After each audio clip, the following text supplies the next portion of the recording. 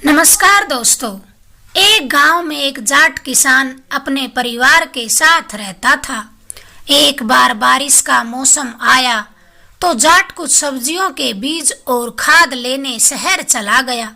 कुछ घर परिवार का सामान भी लाना था, तो सामान खरीदते खरीदते उसे शहर में शाम हो गई। फिर जोरदार बारिश आ गई।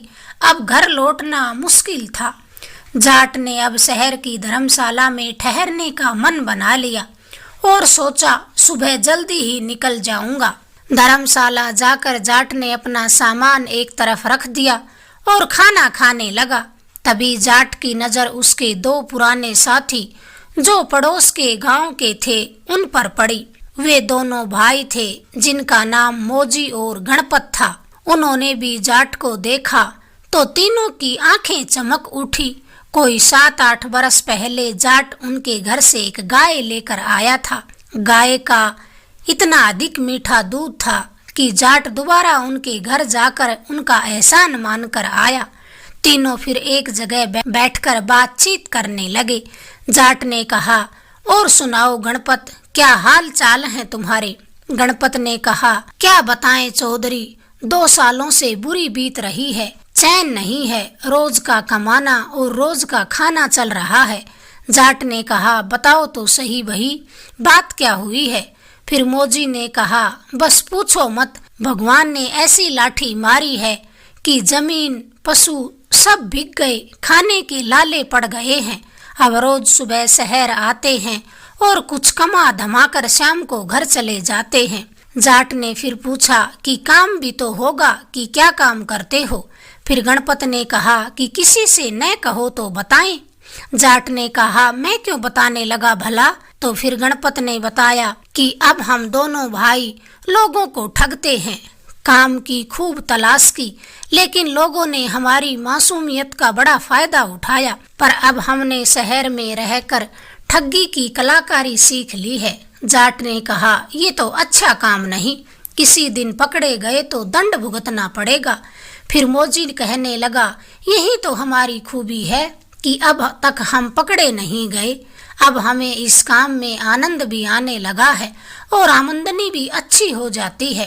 फिर जाट ने हैरानी से पूछा, ये कैसे हो सकता है कि तुम किसी को ठगो और उन्हें पता भी न चले? मोजी फिर कहने लगा, यही हमारी खूबी है, तुम चाहो तो कल हमारे साथ रहकर देख सकते हो कि हम कैसे कलाकार हैं, कैसे अपनी कलाकारी दिखाते हैं। जाट ने कहा, भाई फिर तो तुमसे कुछ सीखने को मिलेगा। इसी तरह की बातें करते करते वे तीनों सो गए। सुबह हुई तो तीनों ने नित्य कर्म किए और धर्मशाला से बाहर निकले। मोजी ने कहा, चलो भाई, जाट को भी दिखाते हैं कि हम चीज क्या है। तीनों फिर बाजार के बीच पहुंचे। जाट ने कहा, भाई कोई बखेड़ा खड़ा मत कर देना, मैं तो तुम्हारी बुद्धि की करामात देखना चाहता हूँ। गणपत ने कहा, चौधरी बेफिक्र रहो, अब तुम देखते जाओ क्या होता है। इतना कहकर गणपत ने फिर अपने भाई से कहा, अच्छा भाई, मैं अब उस हलवाई के पास जाता हूँ और अपनी तरकीब लगाता हूँ। गणपत ने फिर एक हलवाई के पास जाकर कड़क कर कहा, तो तुम्हारा नाम चंदू हलवाई है? हलवाई ने कहा, हाँ भाई, कहो क्या काम है? गणपत कहने लगा, मैं राजमहल से आया हूँ।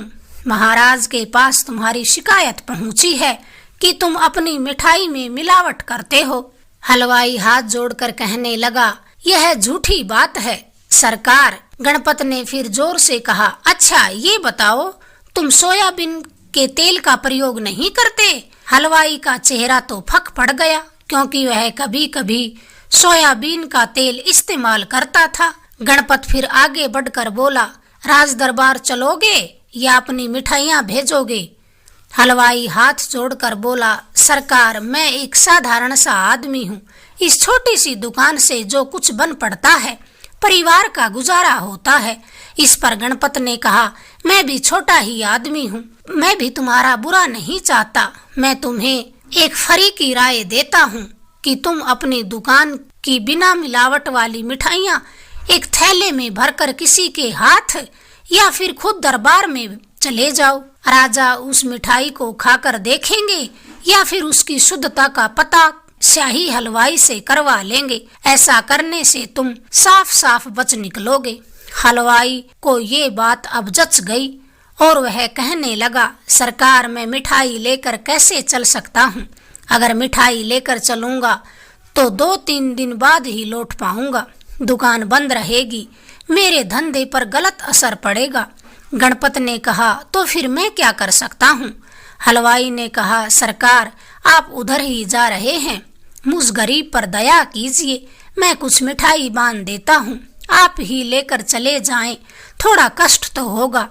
गणपत की मन की मुराद पूरी हो गई और वह बोला, भाई मैं क्या बताऊं, मेरा काम तो सूचना देना है, जो मैंने आपको दे दी, अब तो सैनिक आएंगे। फिर हलवाई विनम्र होकर कहने लगा, सरकार, आपको मेरी दुआ मिलेगी। गणपत ने बेरुखी से कहा, ठीक है, जल्दी बांध दो, याद रहे मिठाई में मिलावट निकली तो फिर मैं कुछ नहीं कर पाऊंगा। हलवाई ने जल्दी से 3-4 सेर मिठाई बांधकर गणपत के हाथों में थमा दी और कहा, बहुत ही अच्छी मिठाई डाली है, आपका बहुत बहुत धन्यवाद, जो आपने मेरा समय बर्बाद होने से बचा लिया।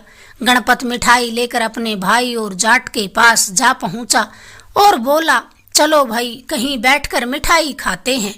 जाट ने कहा, तुमने तो हलवाई को राजा का डर दिखाकर ठगा है, इसमें बुद्धि का प्रयोग कहाँ हुआ?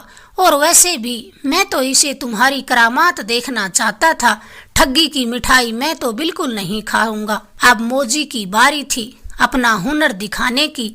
गणपत ने मोजी से कहा, जा भाई, अब तेरी बारी है। मोजी भी अब उसी हलवाई के पास गया और उतनी ही मिठाई लेकर फिर आ गया। जाट ने पूछा, तुमने ऐसा क्या किया कि हलवाई ने तुमको भी मिठाई दे दी?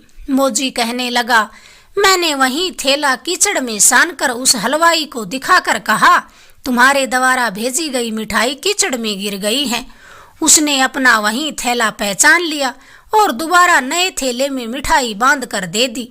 वैसे तो हलवाई ने ये भी पूछा था कि सरकार, पहले वाला आदमी नहीं आया तो मैंने उससे कहा, उसको ठोकर लगी तभी तो कीचड़ में गिरा, पैर में मोच आई है, इसलिए मुझे यह थैला देकर भेजा है।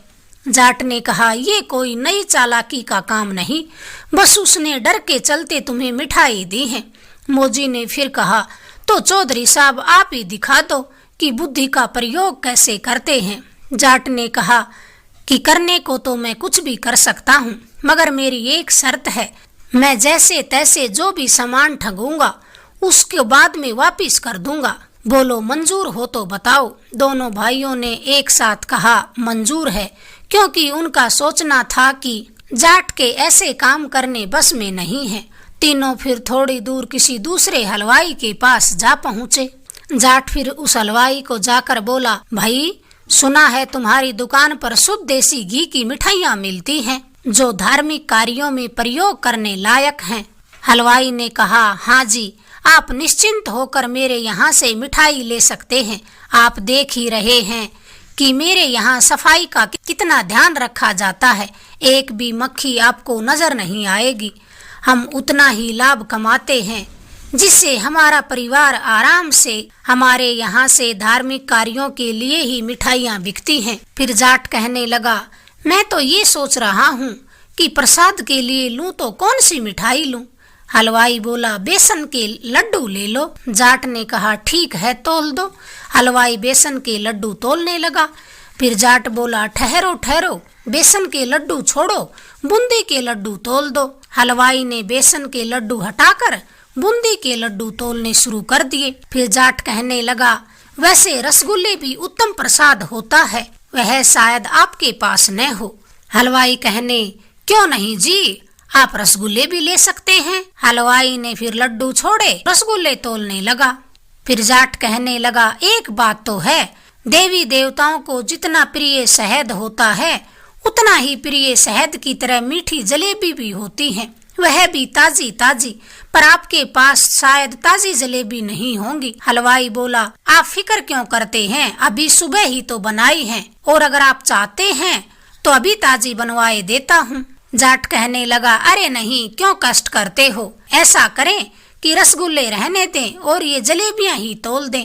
अगर 5 किलो न हुई तो भी चलेगा, क्योंकि जलेबी तो जलेबी होती है, घुमावदार, रसीली और अद्भुत मिठास वाली।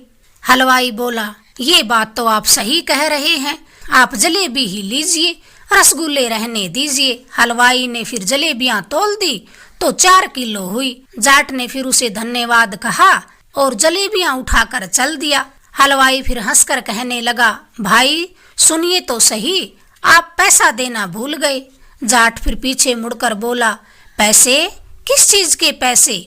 जलेबियों के, जो आप लेकर जा रहे हैं। हलवाई ने कहा। जाट बोला, पर जलेबियां तो मैंने रसगुल्ले के बदले में ली हैं, भूल गए क्या तुम? हलवाई बोला, नहीं भूला जी, तो रसगुल्लों के पैसे ही दे दीजिए। जाट बोला, आप फिर भूल रहे हैं, रसगुल्ले तो मैंने बूंदी के लड्डू के बदले में लिए थे।